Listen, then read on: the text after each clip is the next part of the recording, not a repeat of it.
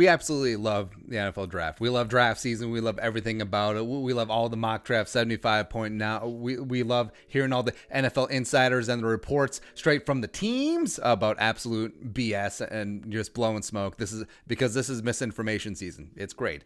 But also the hype around certain prospects. Sometimes it can be too much. Sometimes much to the detriment of teams as well as the players themselves. Players get massively overdrafted, put it in bad spots, and things just don't pan out. So now there are two forms of hype that you shouldn't believe either of them. Yeah, the whole cliche, don't believe the hype. It's actually true, right? So combine hype as well as groupthink. Now we'll break down both. So first off, combine. Y'all remember Darius Hayward-Bay? He's just so fast. 7th overall pick in 2009 because Al Davis just couldn't help himself. Like he was just dreaming of the days of like, oh, Cliff Branch on the outside, Daryl LaMonica. Wasn't going to work out. The Vikings, we fell victim to this as well. It was like 2005. Oh, we need someone to replace Randy Moss. 7 overall. Troy Williamson, he's fast. He can't catch, but we'll teach him, right? We'll get him special Nike glasses with green and orange cones and rods.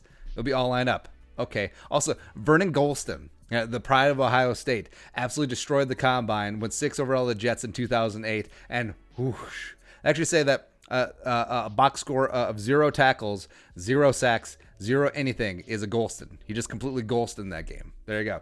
Aaron Curry, 4 overall out of Wake Forest, going to Seattle Seahawks in 2009. Not so much. Mike Mamula, perhaps the OG combine workout warrior. 7 overall in 95 to the Eagles, which I don't feel so bad because also F the Eagles. But there you go. And then also, who could forget Tony Mandarich, number 2 overall to the Packers. Again, screw the Packers. I mean, this guy, he didn't take steroids. He was steroids. And how'd that work out? Yeah, maybe not so much. So that's all the workout wonders. All of a sudden you see all these hype guys are like, hey, so we know that he wasn't very productive in college, but just look how he does all these very predetermined drills that they now train specifically for to get their times up. Bully. Right. Or look at DK last year. Like even though he did terrible in the short shuttle, after he was all yoked up and then had the Pac-Man shaped graph, there's zero chance that he is not a first rounder. He might go top 10. He may go top 5. And then last pick in the second round. Right. So sometimes, I mean, the hype of the social media around the draft as well, sometimes that doesn't even match up with what the GMs are looking at. But sometimes it does. And noted by some of those draft busts. I mean, this year in the combine, so there's a couple of guys that are getting massive amounts of hype. Maybe deservedly so, maybe not so much. But so Jeremy Chin, we just did a video on Jeremy Chin saying that the Vikings, it would be great. He's a combine freak. He actually destroyed it. A small school kid from Southern Illinois. Now, we would love him as a developmental replacement for Jaron Kearse. So maybe like 4th round, sure.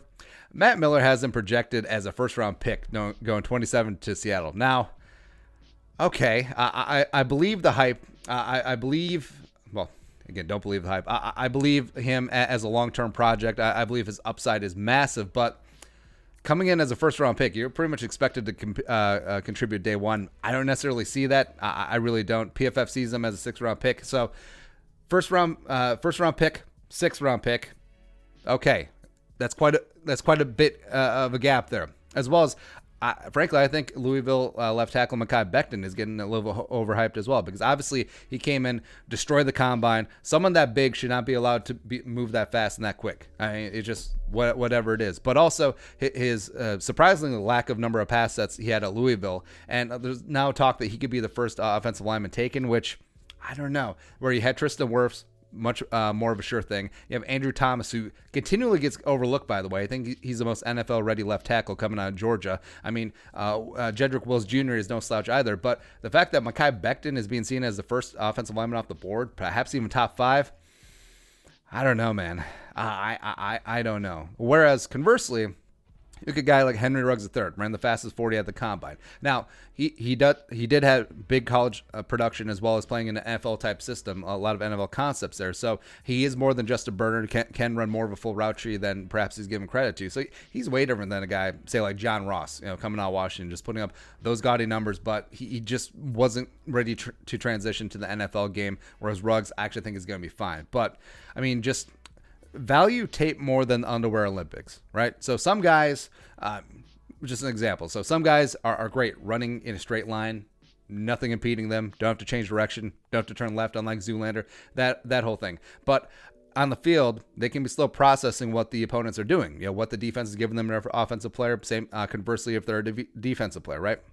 And sometimes they can just be a step slow, and then all of a sudden, that straight line speed ain't that great on the field, right? Or as opposed to, you could have a player who's a little bit slower of a runner in a straight line, but has way better instincts and makes up for his lack of straight line speed just because he knows how to play the game. Which guy would you rather have?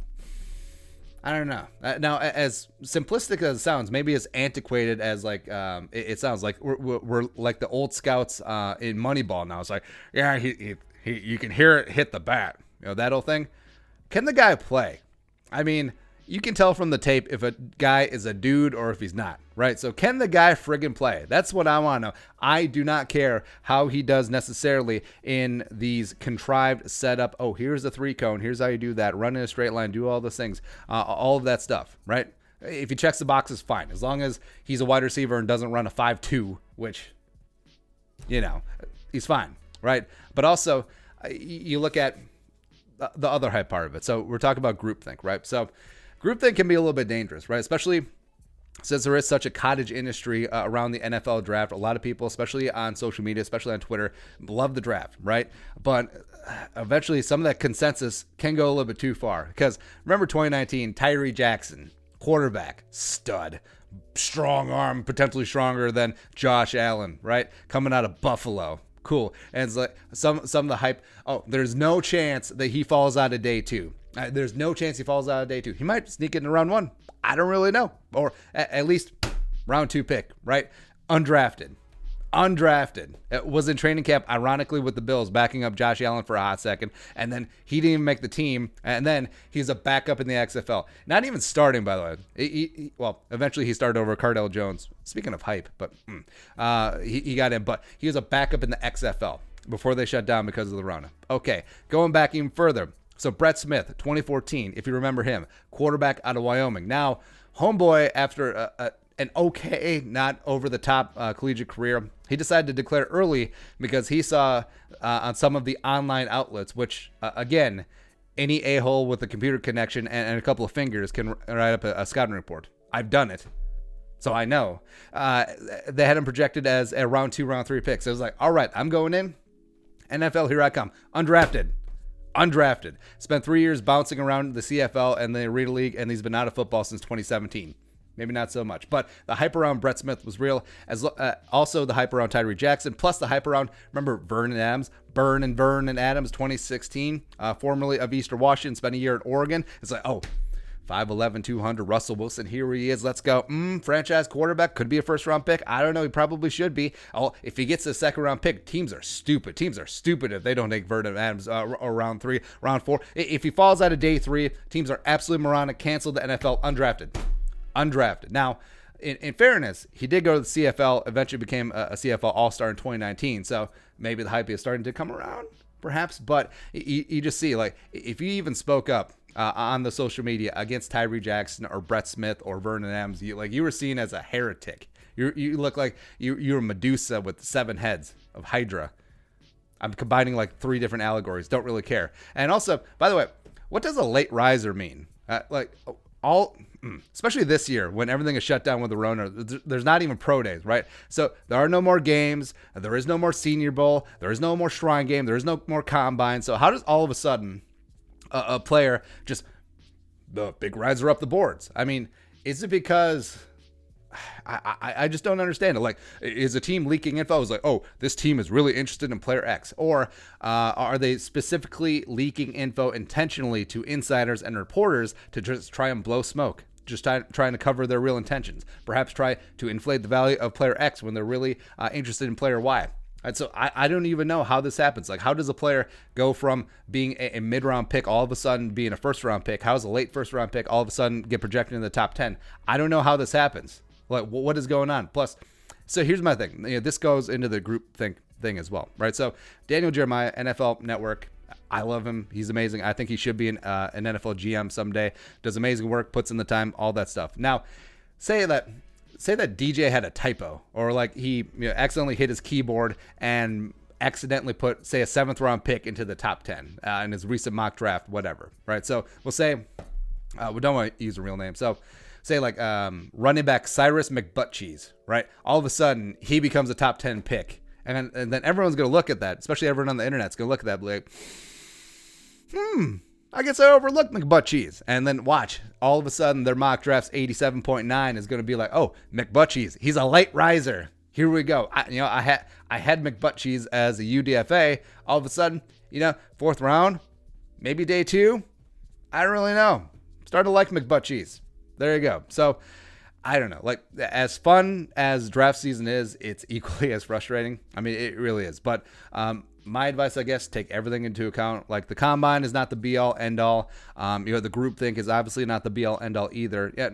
Don't be afraid to make your own evaluation of a player. I mean, do a little bit of work, do a little bit of research, and stand up for your convictions. Yeah, especially if it goes against the grain of the consensus of Groupthink. It's like, how dare you disagree with the NFL draft experts? Like, okay. But I mean, also never use phrases like, oh, there's 0 chance player X falls here, or falls out of the 1st round, or gets out of that thing. Like, it sounds stupid. By the way, there's 32 GMs, which are technically the only ones who matter. They all think differently. Look at Gettleman, right? And also, this is a completely inexact science. It's completely subjective, and also we don't even know who wins, and also until like 10 years from now. Plus, then no one even cares. Like no one looks back to, hey, your mock draft 17.5 and 09 sucked.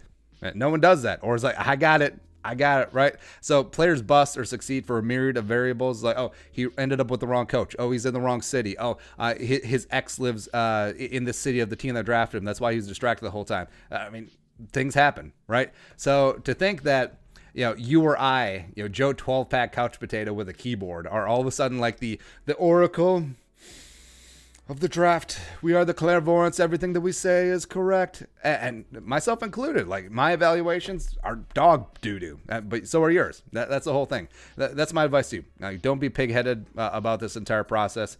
I mean, it's supposed to be fun, right? And you notice that the more work that someone puts in, the less they say 0 chance XYZ happens, right? It's just so odd. So, I don't know. Long story short, don't believe the hype. Think for yourself, sheeple.